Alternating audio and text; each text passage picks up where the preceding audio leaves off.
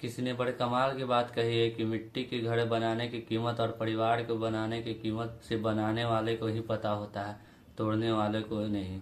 नमस्ते दोस्तों, मेरा नाम नंदराज है। मैं आज सभी को रामायण की एक कथा बताना चाहता हूँ जो आप बहुत कम ही सुने होंगे किसी से।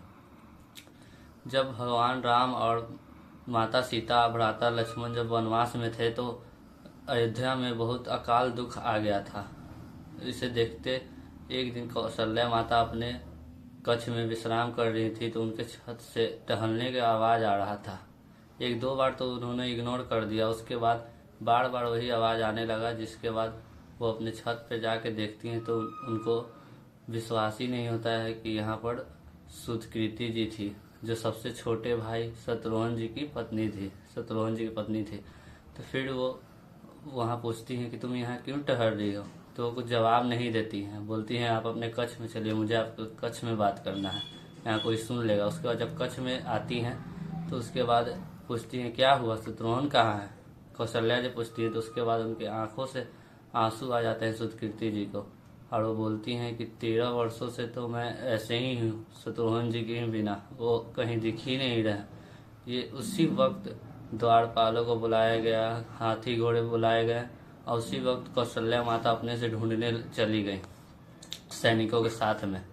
जब वो ढूंढती हैं तो वो हर द्वार जाती हैं। फिर अयोध्या का द्वार जहाँ से स्टार्ट होता है उसके उस पार भ्राता भरत रहते थे, और उसके उस तरफ एक पहाड़ था जहाँ पर एक आदमी आकर सोया करता था, रात के रात विश्राम करता था।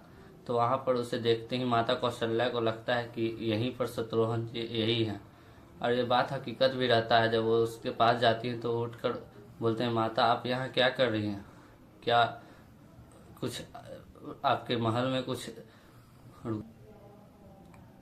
शत्रुघ्न जी पूछते हैं माता आप यहाँ क्या कर रही हैं, राज्य में कुछ दुख आ पड़ा है क्या। तो कौशल्या माता बोलती है नहीं, आपको ही सब ढूंढ रहे हैं, आप यहाँ क्या कर रहे हैं। तो वो सब बताते हैं।